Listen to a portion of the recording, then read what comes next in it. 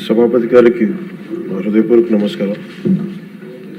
గౌరవ ముఖ్యమంత్రి శ్రీ నారా చంద్రబాబు నాయుడు గారికి, గౌరవ సహచర మంత్రివర్యులకి, గౌరవ శాసనసభ్యులకి, ఆంధ్రప్రదేశ్ రాష్ట్ర ప్రజలకి నా హృదయపూర్వక నమస్కారం. ప్రత్యేక రాష్ట్ర రాజధాని కోసం పెట్టిన తీర్మానానికి మనస్ఫూర్తిగా మద్దతు తెలుపబోయే ముందు ఒకసారి ఏమేం జరిగాయి అనేది ఒకసారి వెనక్కి వెళ్ళి చూసుకుందామని తెలియజేయాలనుకుంటున్నాను అధ్యక్ష. భాషా ప్రయుక్త రాష్ట్రాలు భారతదేశంలో ఏర్పడ్డాయంటే దానికి మూలాలు 1952 అక్టోబర్ 19వ తారీఖు నుండి అంకురం జరిగింది.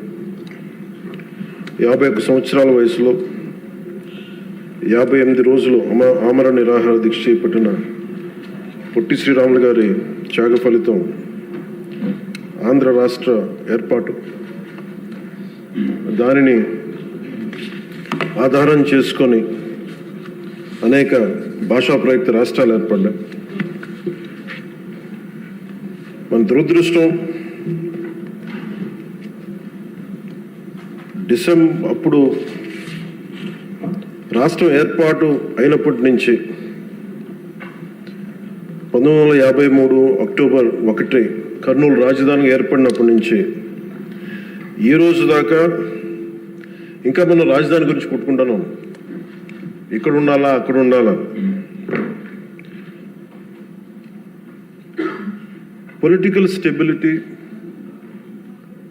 స్థిరత్వం ప్రజలకి చాలా చాలా అవసరం. నేనే హైదరాబాద్కి రాబోయింది అధ్యక్ష. మేము చెన్నైలో ఉన్నాము, ఫిల్మ్ ఇండస్ట్రీ అక్కడ ఉండింది. మేమందరం ఏం నమ్మామంటే ఇది మా నేల, మా తెలుగు రాష్ట్రం, మా ఆంధ్ర రాష్ట్రం అని. అక్కడ సొంత ఇల్లుండి, మా అన్నయ్య గారికి కానీ అందరికీ సొంత ఇల్లుండి, అక్కడి నుంచి అందరం ఉన్నాయన్నీ వదిలేసి అమ్మేసుకొని హైదరాబాద్ వచ్చిన తర్వాత కారణాలు ఏవైనా కావచ్చు కానీ ఇది నీ ఊరు కాదు, నీ రాష్ట్రం కాదు, మీరు ఇక్కడి నుంచి వెళ్ళిపో. పొలిటికల్గా వెళ్ళిపోవాలంటే ఇది కేవలం ఒక రాజకీయ నాయకుల వరకే గొడవ ఉంది, కేవలం శాసనసభ్యుల మధ్య గొడవ ఉంది అంటే అది వేరేగా చూసేవాళ్ళమే. కానీ సగటు ప్రతి ఆంధ్ర పౌరుడి మీద దాని ఫలితం, దాని ప్రభావం చూపించింది. నాకేమనిపించిందంటే ప్రత్యేకించి చిన్నప్పటి నుంచి అందరం దేశం అంటే ఇష్టం, జాతీయ భావాలు, నేషనలిజం, ఈ భావాలతో పెరిగి భాష కానీ, కులం కానీ, మతం కానీ ఇవన్నీ మనకు చాయిస్ లేవు, ఇక్కడ పుట్టామనుకుంటాం. కానీ లోపల భావం అంతా జాతీయతే ఉండేది, జాతీయ భావాలే ఉండేవి అందరు. అలాంటిది ప్రాంతీయత, ఉప ప్రాంతీయత, రీజనలిజం, సబ్ రీజనలిజం తోటి మళ్ళీ ఇక్కడికి వచ్చేటప్పటికి నాకు గుండె లోతులోంచి ఉద్వేగం, ఆవేదన కలిగి జనసేన పార్టీని స్థాపించడం జరిగింది. అలాంటి సందర్భంలో తెలంగాణ అంటే ఇక్కడ ఉన్న లోకేష్ గారు కానీ, నాదెండ్ల మనోహర్ గారు కానీ, గౌరవ మంత్రివర్యులు,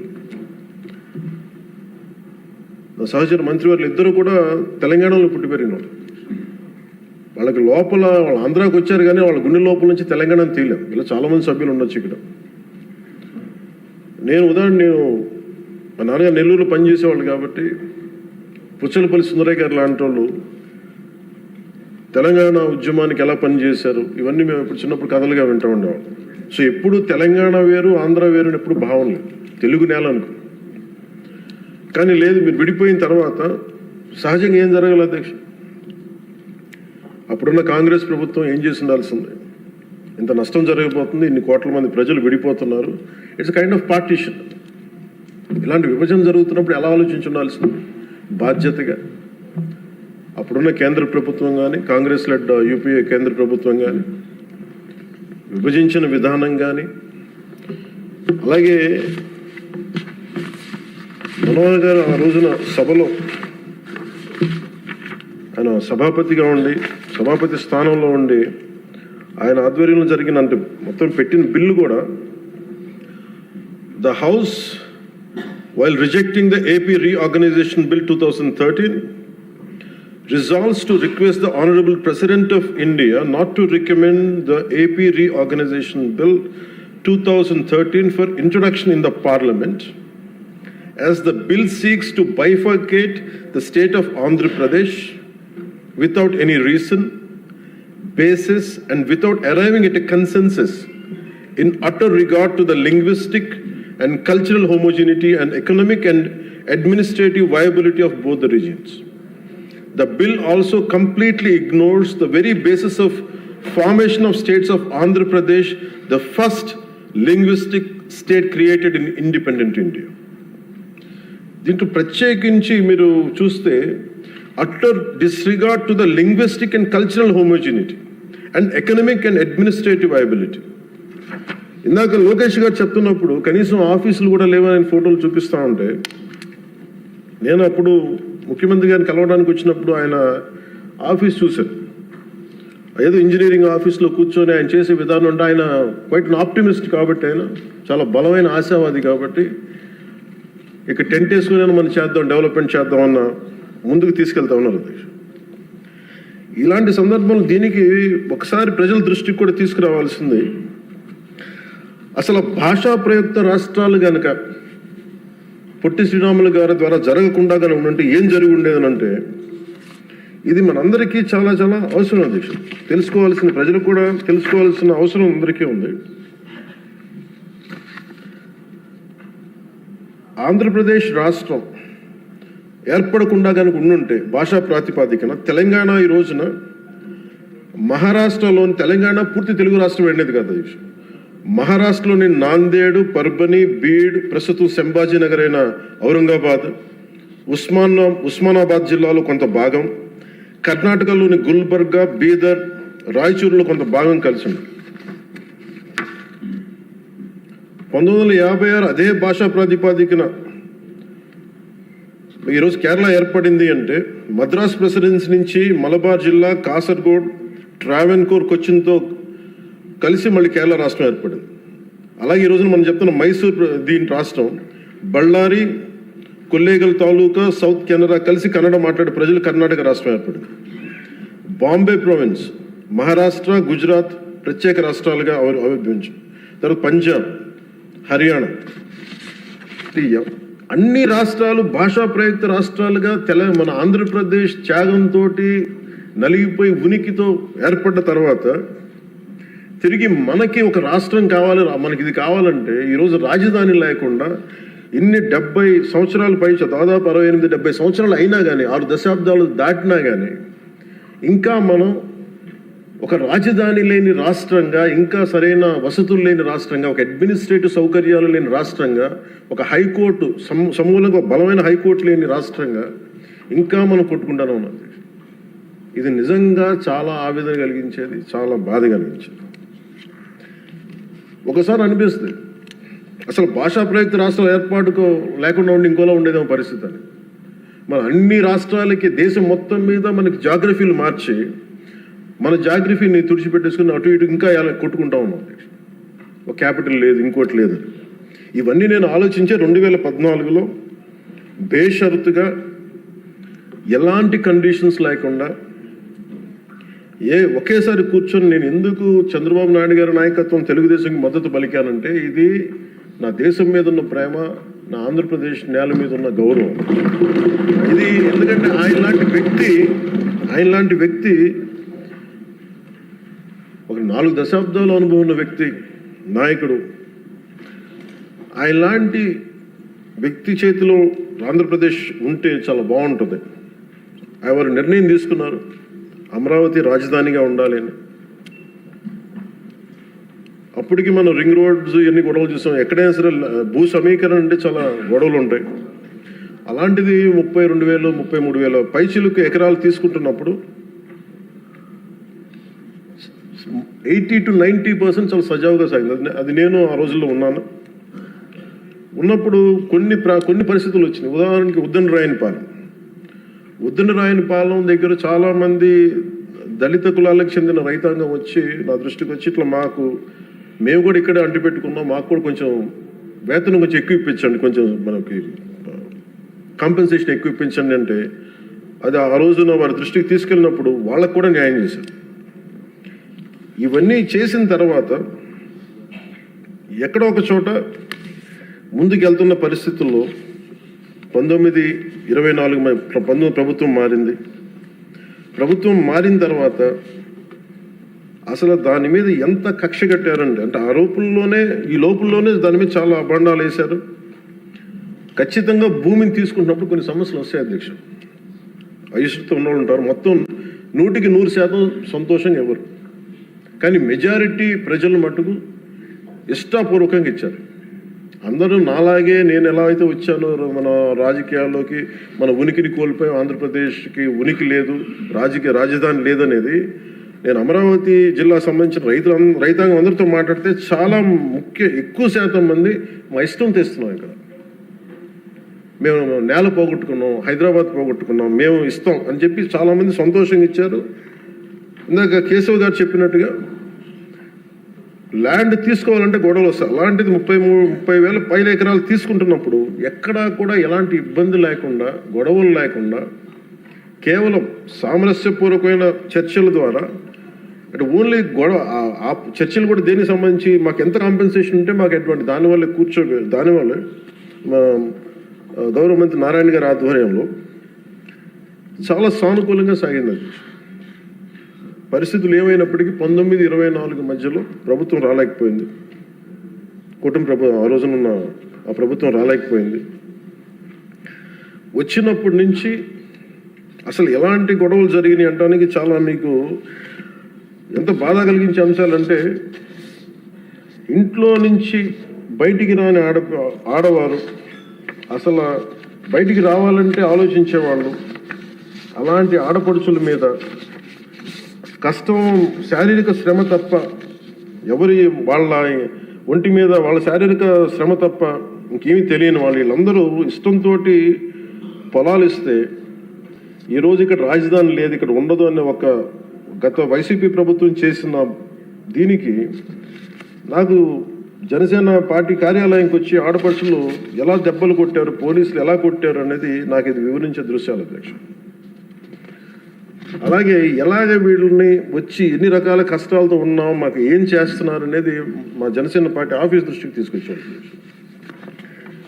ఆవిడకి ఇక్కడ చూస్తే మీకు ఆవిడ ఎలా కొట్టారు పోలీసులు అనేది ఆవిడ ఏడుస్తుంది. నేను ఇంట్లో నుంచి ఎప్పుడు బయటికి రాలేను, నా బిడ్డల భవిష్యత్తు కోసం ఇస్తే నన్ను ఎలాంతా దారుణంగా కొట్టారు చూడండి అని చెప్పి మేము చెప్పుకోలేకపోతున్నాం, మేము కూర్చోబెట్టి ఎక్కడెక్కడ కొట్టారు మీకు చెప్పలేకపోతున్నాం అనేది ఆవిడ చాలా హృదయ విదారకంగా చెప్తుంది.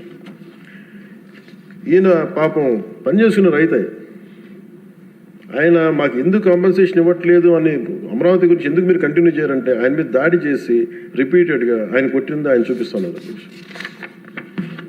ఇదే చూస్తే ఇక్కడ ఈ ఆడపడుచున్నాడు.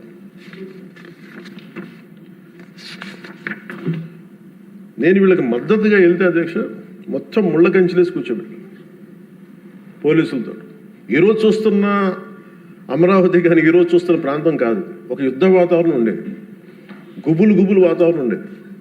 చట్టసభల్లోనే ఇందాక లోకేష్ గారు చెప్తున్నట్టుగా చట్టసభలోనే దాడులు చేసే పరిస్థితిలో ఉన్నప్పుడు ఇంకా బయట శాసనసభ్యులకే రక్షణ లేనప్పుడు, ప్రతిపక్ష నాయకులుగా ఉన్న చంద్రబాబు గారికి రక్షణ లేనప్పుడు ఇంకా సగటు రైతుకి ఏ రక్షణ ఉంటుందో మీరు ఊహించుకోగలరు. అలాంటిది మేము కూర్చోబెట్టి బయటకు వస్తే అధ్యక్ష మొత్తం ముళ్ళ కంచెలు వేసి మమ్మల్ని ఇక్కడ కూర్చోబెట్టి మీరు 15 నిమిషాలు కూర్చుంటే వెళ్ళిపోతామంటే ఇంకా నాకు విసుగొచ్చి గొడవ పెట్టుకొని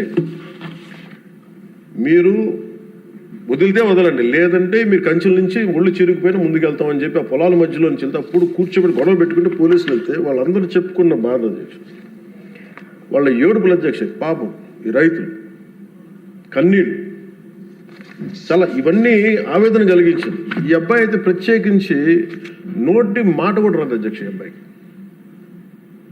బాధ ఎలా కొట్టారో కూడా అబ్బాయి చెప్పలు. ఈ అబ్బాయి వీళ్ళందరూ కూడా దళిత కులాలకు చెందిన కులాలు అధ్యక్ష. ఈ అబ్బాయికి మాట కూడా రాదు, ఏడుస్తా అంటే ఏం చెప్పాలో తెలియట్లా, భాష లేదు ఆ భావానికి, ఆ ఏడుపుకి, ఆ వేదనకి భాష లేదు. ఆ సైగలతోటి ఆ రాడి వచ్చిన ఒక మోగ గొంతుతోటి మాట్లాడుతుంటే నా గుండె కరిగిపోయింది. రైతాంగం అందరూ వచ్చి మమ్మల్ని రిపీట్గా మాకు హెల్ప్ చేయండి, మీరు నిలబడాలంటే ఇవన్నీ కూడా నేను అప్పుడు మేము అలయన్స్లో ఉన్న భారతీయ జనతా పార్టీ కేంద్ర నాయకత్వం దృష్టికి తీసుకెళ్ళి ఆ రోజున జనసేన పార్టీ నుంచి చాలా బలంగా నిర్ణయం తీసుకున్నాం. ఆంధ్రప్రదేశ్కి ఉండేది ఒకే ఒక రాజధాని, అది అమరావతి అవుతుంది. అది మేము చాలా క్లియర్ కట్గా మేము చాలా బలంగా తీసుకున్నాం అధ్యక్షుడు. ఇది తీసుకున్న తర్వాత మాకు అక్కడి నుంచి 3 రాజధానులు అంటే సమస్యని పరిష్కరించకపోగా జటిలం చేశారు వీళ్ళందరూ. మేము అలయన్స్కి ప్రత్యేకించి మేము పెట్టుకుంది ఆంధ్రప్రదేశ్కి ఒకటే ఏక రాజధాని ఉంటుంది, దాన్ని ముందుకు తీసుకెళ్తాం. అదే కమిట్మెంట్తో వచ్చాం అధ్యక్ష. ప్రజలు దాన్ని అర్థం చేసుకున్నారు.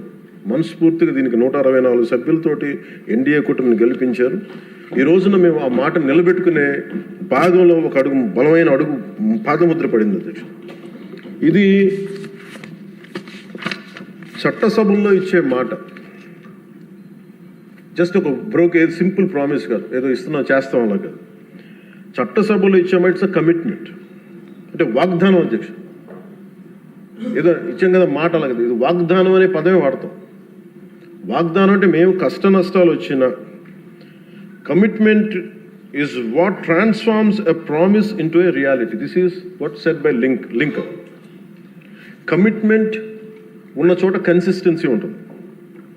అందుకే మేము ఈ రోజున ఎన్డీఏ కూటమి ప్రభుత్వం చంద్రబాబు గారి నాయకత్వంలో we are committing, we have committed, we will make sure this is only going to be the capital of state of Andhra Pradesh.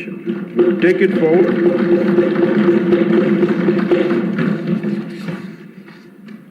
ఎందుకంటే మా ఇంటెంట్ చాలా చాలా క్లియర్గా ఉంది. It's not a simple intent, it's a commitment అధ్యక్ష. ఇదే మేము మాటగా, ఇది మన చట్టసభలో ఇచ్చే మాట. ఒకసారి ఇది కూడా మీకు పటేల్ గారి మాటలు గుర్తు చేస్తాను. 600 పైచిలకు మన చిన్న చిన్న రాజ్యాలన్నీ కలిసి, ప్రిన్స్లీ స్టేట్స్ అన్ని కలిపి ఇండియన్ యూనియన్గా పెట్టినప్పుడు ప్రైవీపర్స్ పెడతాం, మీకు అందరికి ఇస్తాం అనేది, రాజభరణం ఇస్తామని చెప్పిన తర్వాత ఆయన అయిపోయిన 2 రోజులకి చెప్పి అప్పుడు రాజభరణం ఎందుకు వాళ్ళని మాట్లాడుతుంటే, మన చట్టసభలో ఇచ్చిన మాట మనం ముందుకు తీసుకెళ్ళకపోతే ఈ చట్టసభల మీద విశ్వాసం ఉండదు. అది రాజభరణం తీసేసిన తర్వాత కూడా దాని ముందే ఆయన చెప్పారు, రాజభరణం వీళ్ళు తీసేసే మైండ్ సెట్లో ఉన్నారని ఆయనకి అర్థమైంది అనుకుంటే ఆ కాంటెక్స్లో చెప్పారు అధ్యక్షుడు. అలాగా మేము this should be a commitment. ఇందాక లోకేష్ గారు చెప్తా, ప్రతి ఒక్కరికి ఇదే భయం ఉంది, మళ్ళీ రేపు పొద్దున వీళ్ళు వస్తే ఏం చేస్తారని. ఏమీ చేయలేరు, రారు, ఏమి చేయలేరు. దానికి ప్రతి పెట్టుబడి పెట్టేవాడు, భూమి ఇచ్చిన ప్రతి రైతు, సెంటు భూమి ఇచ్చిన రైతు దగ్గర నుంచి 1,00,000 కోట్లు పెట్టిన మన లక్ష్మీ గారి దాకా ప్రతి ఒక్కరు ఏమడుతుంది, they need stabilities. We have to commit our cells. We will give stability for the 5 crore people of Andhra Pradesh. Through that we stabilize our country Bharat. ఇది కనుక మనం నిలబడకపోతే మనందరికీ భిన్నమైన అంశాల్లో కొంత తేడాలు ఉండొచ్చేమో, అభిప్రాయ భేదాలు ఉండొచ్చేమో, పాలసీ ఎలా కాకుండా ఎలా చేయొచ్చేమో అభిప్రాయ భేదాలు వస్తాయేమో, రావచ్చేమో నాకు తెలియదు. ఇప్పుడు దాకా రాలే, సంతోషం. రాకూడదని నేను కోరుకుంటున్నాను ఖచ్చితంగా. కానీ ఏది ఏమైనప్పటికీ భవిష్యత్తులో మటుకు మనందరం ఒకటే మాట మీద అమరావతి రైతాంగానికి కట్టుబడి ఉండాలి, నిలబడాలి. This is my commitment. This is what our commitment from Janasena party to our trusted honourable CM గారు శ్రీ నారా చంద్రబాబు నాయుడు గారికి. మనస్ఫూర్తి ఇస్ అవర్ కమిట్మెంట్. మేము ఎక్కడికి దీన్ని మాట మార్చం, దీన్ని ముందుకు తీసుకెళ్తాం. దీనికి ఎంత డబ్బులు పెట్టాం, ఎంత డబ్బులు వస్తుంది, వీటన్నిటికంటే కూడా విసిగిపోయాం. 1953 నుంచి ఈ రోజు దాకా ఒకళ్ళేమో అటు బొమ్మన్నారు, ఇంకొకళ్ళు ఇటు బొమ్మ లేదు, మళ్ళీ ఇటు బొమ్మ అన్నారు. ఎవరి త్యాగాల మీద అందరికీ భాషా ప్రయుక్త రాష్ట్రాలు వచ్చినాయో, భాషా ప్రయుక్తతో నాందికి పలికిన ఆంధ్రప్రదేశ్కి ఈరోజు ఇంకా మనం కొట్టుమిట్లాడుతూ ఉన్నాం. ఇంకా సెంట్రల్ దగ్గరికి వెళ్ళి దేహాన్ని అడగాల్సి వస్తుంది. మాకు ఇవి ఇవ్వండి, మాకు ఆఫీసులు ఇవ్వండి, లేదా ఇందాక మీరు చెప్పిన ఆ షెడ్యూల్స్ రావాల్సిన ఆఫీసులు కానీ ఇంకా రావాల్సిన ఏమి రాలేదు. ఇంకా అడగాలంటే మన గొంతు చాలా బలంగా ఉన్నాం. సబ్ రీజనలిజం అనే యాటిట్యూడ్ తీసేయాలి మన దగ్గర. మీరు ఉత్తరాంధ్ర, మీరు రాయలసీమ, ఏంటి రాయలసీమ, ఏంటి ఉత్తరాంధ్ర, ఏంటి గోదావరి జిల్లాలో అన్నీ కలిపి ఆంధ్ర కాదా? అందరూ మాట్లాడి తెలుగు వాళ్ళం కాదా? అసలు తెలుగు జాతి ఐక్యతగా మనం మాట్లాడుకున్న మైండ్ సెట్ నుంచి నిజంగా బాధ ఏంటంటే మన ఆంధ్ర కన్ఫైన్ అవ్వాల్సి వచ్చింది. ఫైన్, భావంలో తెలుగు జాతి ఉంది కానీ గుండెల్లో ఓకే, మన reality is Andhra. Okay, let us accept Andhra. మళ్ళీ దీంట్లో కూడా ఇందాక మీరు చెప్తున్నారు, లోకేష్ గారు చెప్తామంటే మీ ఉత్తరాంధ్రకి అవసరం లేదా అంటే, ఇంకా మనలో కూడా మనకి సబ్ రీజన్స్ పెట్టుకుంటే ఈ రాష్ట్రానికి ఎవరు రక్షించలేడు. మన ఎంతమంది ఉండి మీరందరూ చదువుకున్న వాళ్ళు, అద్భుతమైన ఏమంటారు అనుభవం ఉన్నవాళ్ళు, మీరు కూడా మీరు కూర్చోబెట్టి దీన్ని బలంగా ప్రజల దగ్గర తీసుకెళ్ళిపోయి ఇదంతా మంది ఒకటే నేల, ఒకటే రాష్ట్రం, ఒకటే భాష, ఒకటే జాతిని మనం బలంగా బల్లగుద్ది చెప్పకపోతే గెలుపు ఎక్కడ ఉంటుందంటే మన బలహీనత వాళ్ళ గెలుపు. అది గుర్తుపెట్టు, మన బలహీనత, మన అనైక్యత. వాళ్ళని చూసి మనం ఏం ఆలోచించగలరు. రేపు పొద్దున వీళ్ళు వచ్చేస్తారంటే, ఎప్పుడు వస్తారంటే నేను చెప్తున్నాను మీకు, మనలోని అనైక్యత, మనలోని అవగాహన లోపం ఉంటే వాళ్ళకి ఆ బలం ఉంటుంది. అసలు ఆ పరిస్థితి మనలో రానప్పుడు అలాంటి పరిస్థితులు ఎప్పటికీ ఉత్పన్నం కావు. స్టెబిలిటీ ఫర్ దిస్, ఒక జనరేషన్ స్టెబిలిటీ ఇవ్వాలి మన Andhra Pradesh. I'm committing for that. ఒక generation stability 25 to 32 years stability ఆంధ్రప్రదేశ్కి ఇవ్వాల్సిన అవసరం ఉంది.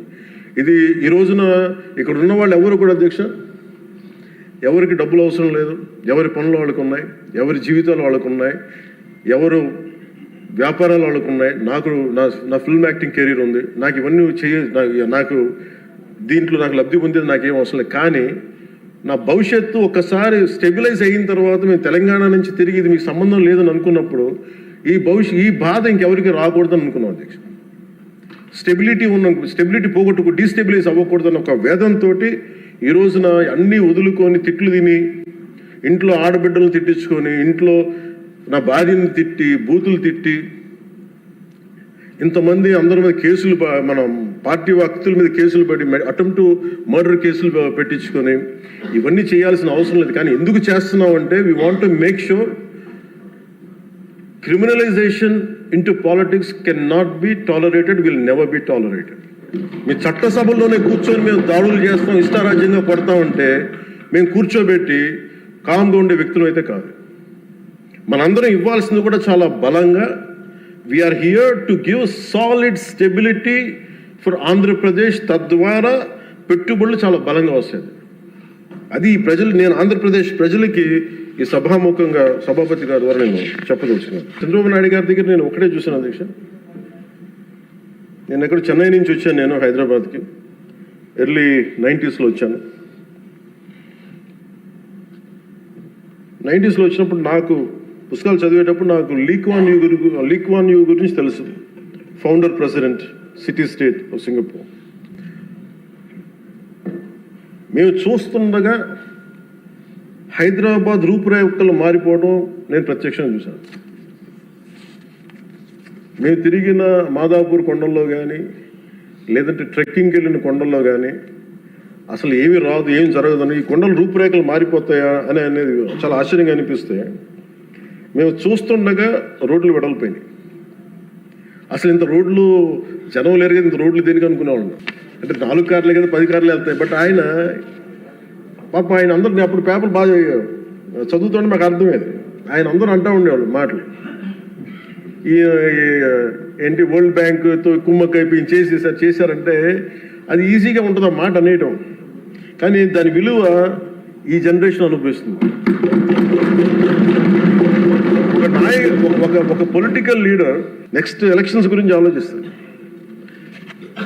ఒక విజనరీ ఉన్న నాయకుడు వచ్చి తరం కోసం ఆలోచిస్తారు. బట్ ఖచ్చితంగా అది ఆ దార్శనికత ఉన్న చంద్రబాబు గారు చేసింది. మొన్న ప్రతిసారి హైదరాబాద్ టువర్డ్స్ ఎయిర్పోర్ట్ వస్తూ ఉంటే, ఎప్పుడు మాకు ఆ ఫ్లైఓవర్ మధ్య వెళ్తూ ఉంటే నిజంగా ఇందాక చెప్తున్నప్పుడు సికింద్రాబాద్ వచ్చింది, హైదరాబాద్ వచ్చింది. Cantonment is more of Secunderabad, Hyderabad is Nizam.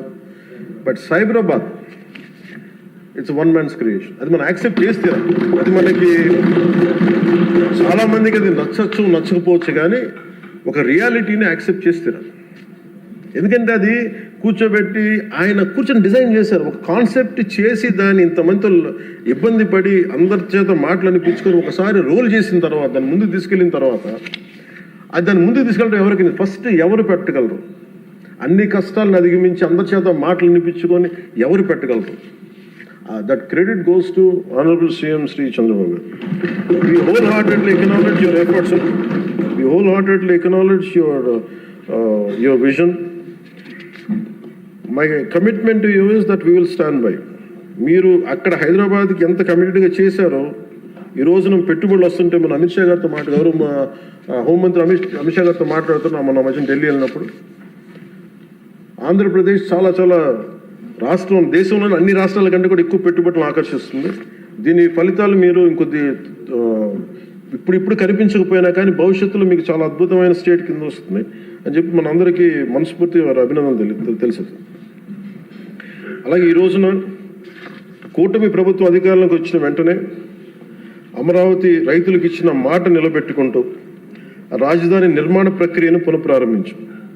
25 మే 2వ తేదీన గౌరవ ముఖ్యమంత్రి శ్రీ చంద్రబాబు నాయుడు గారి నాయకత్వంలో గౌరవ ప్రధాని శ్రీ నరేంద్ర మోదీ గారి చేతుల మీదుగా పునర్నిర్మాణం పనులు ప్రారంభించాం. మౌలిక సదుపాయాల అభివృద్ధిని వేగవంతం చేశాం. వరల్డ్ బ్యాంక్ ఏడీబీ నుంచి 15,000 కోట్లు, హడ్కో నుంచి 11,000 కోట్లు, నాబార్డ్ నుంచి 7,387 కోట్లు సమీకరించి పనులు చేపట్టాం. రాజధానికి పెట్టుబడులు రాక మొదలైంది. ఒకేసారి 15 జాతీయ బ్యాంకులు తమ కార్యాలయాల ఏర్పాటుకి శ్రీకారం చుట్టాయి. మరో 28,000 కోట్ల పెట్టుబడులు వచ్చాయి. అమరావతి ఒక సాధారణ రాజధాని కాదు, ఇది ఒక ప్రజా రాజధాని, ప్రపంచ శక్తిగా రూపుదిద్దుకున్న రాజధాని. అమరావతి ఆంధ్రప్రదేశ్ రాష్ట్ర శాశ్వత రాజధాని. ఈ మేరకు అసెంబ్లీ సాక్షిగా ప్రభుత్వం శ్రీ నారా చంద్రబాబు నాయుడు గారు ప్రవేశపెట్టిన తీర్మానానికి జనసేన పార్టీ తరఫున మనస వాచ కర్మణ సంపూర్ణ మద్దతు తెలియజేస్తున్నాం. జై హింద్.